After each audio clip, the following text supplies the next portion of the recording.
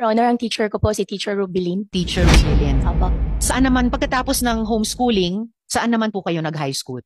Your Honor, dire-diretso po, tuloy-tuloy din po ako nakapag-high school at college po. Dire-diretso saan po, Mayor?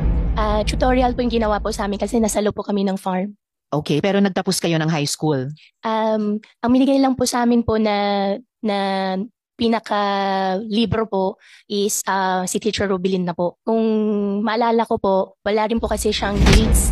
Andun lang po siya sa amin everyday po. Kinilala ba ng DepEd yung pagtapos nyo sa high school sa pag-tutor ni Teacher Rubilin? Your Honor, hindi ko po alam. Ever since po, si Teacher Rubilin lang po yung nagturo po sa akin. Pero nung nagtapos kayo sa high school, may diploma kayo? Wala po.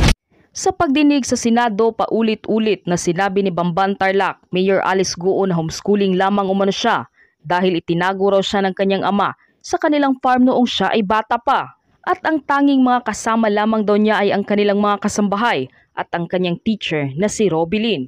Pero hindi na raw niya matandaan ang exact na pangalan nito. Ngunit ngayong araw lumutang ang isang litrato at sinabing ito na raw si Teacher Rubilin. At ito ang itinatago-tagong lihim sa likod ng litratong ito. Halina't sabay-sabay nating panuorin at alamin ang videong ito na tiyak na ikakagulat niyo. Ngunit bago tayo magpatuloy, huwag kalimutang i-like, share, subscribe, and click the notification bell for more updates and for more upcoming videos. Maraming salamat!